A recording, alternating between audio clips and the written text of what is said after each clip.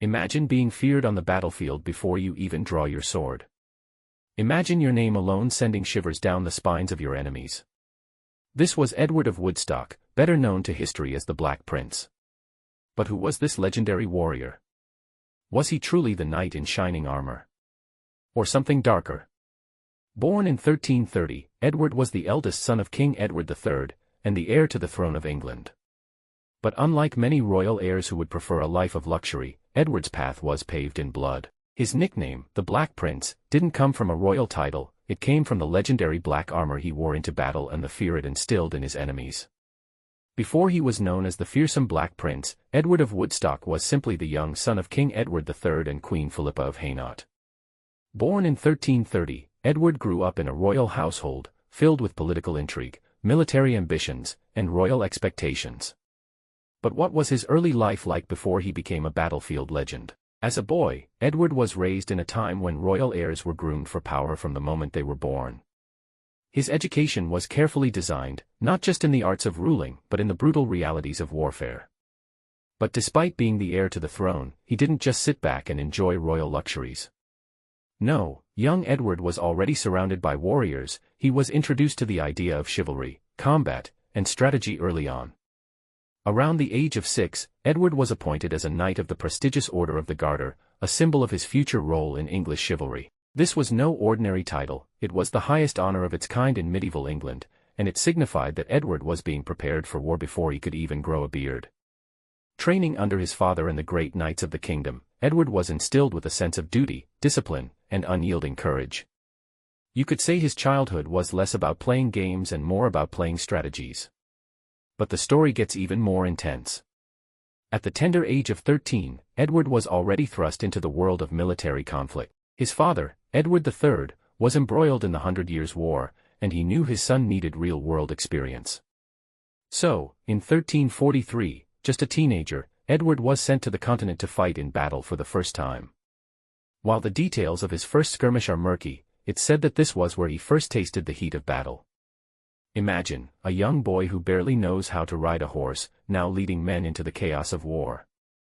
By the time he was 16, Edward had already earned a reputation for bravery, with his first major military role coming in 1346 at the Battle of Crécy. But let's not forget, before these legendary moments, Edward had the quiet, formative years of a royal child, learning from his mother, Queen Philippa, who was known for her strength and wisdom. She was a guiding influence in his early years, instilling in him the importance of leadership and honor. We know that Edward's relationship with his mother was incredibly close. Queen Philippa wasn't just a queen consort, she was a political ally and a role model. It's said that Edward learned a great deal from her about diplomacy, governance, and the importance of loyalty. Edward's early years, though not without their difficulties, set the stage for the fierce and strategic leader he would become. But what about his first major battle?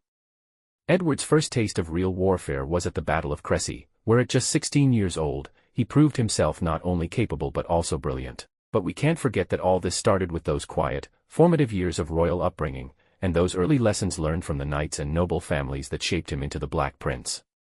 What an incredible leap from the royal courts to the blood-soaked battlefields of France. But let's rewind.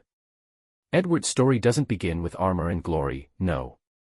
It starts in the middle of a war that would forever change the course of European history, the 100 Years' War. This wasn't just any war. It was a struggle between England and France, a bloody, years-long conflict over land, power, and, you guessed it, the throne. Edward, just a teenager at the time, was thrust onto the front lines, leading men into battle, no doubt at the encouragement of his father, who, let's be honest, had big shoes for his son to fill. But Edward didn't just fight, he dominated. Now, let's talk about the battle that put Edward on the map, the Battle of Crécy in 1346. This was a moment of pure Edwardian brilliance. England was vastly outnumbered by the French, but that didn't stop Edward and his troops. The French knights, well, they didn't exactly plan for what happened next. The English longbowmen, led by the Black Prince, rained down arrows that pierced through the French cavalry like a hot knife through butter. The French knights, with their heavy armor and lances, were cut down before they could even close in on the English lines. And who was the mastermind behind this brilliant strategy? That's right, young Edward, who, at the time, was still in his teens. The Black Prince, already a legend in the making, fought with a ruthless efficiency, making Crécy one of the most decisive English victories of the 100 Years' War. But that wasn't the end of it. No, Edward wasn't going to let anyone forget his name. A few years later, in 1356, he gave the French another reason to remember his wrath, at the Battle of Poitiers. This time, it was a repeat performance. France's King John II was captured, and Edward's forces once again handed the French a crushing defeat.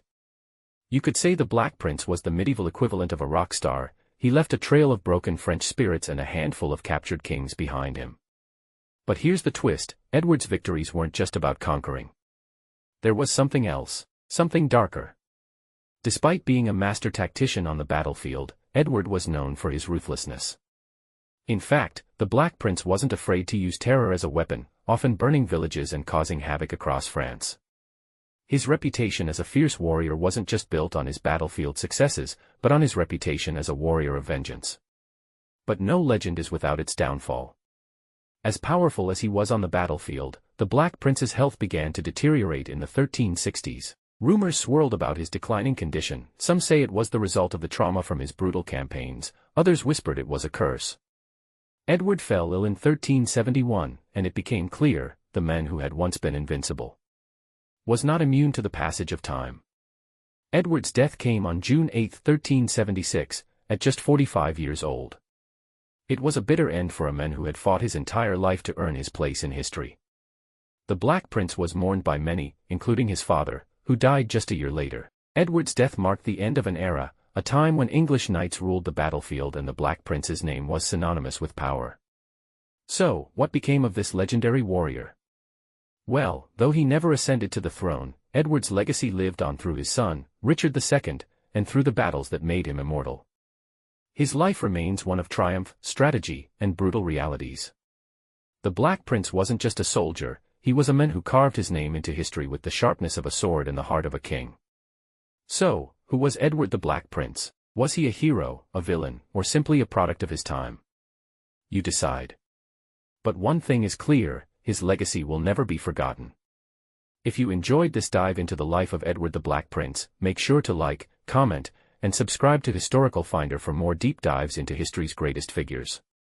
And don't forget to ring that bell so you never miss another fascinating tale from the past. Join us next time as we uncover more secrets from history's past. Don't forget to leave your thoughts or questions in the comments below.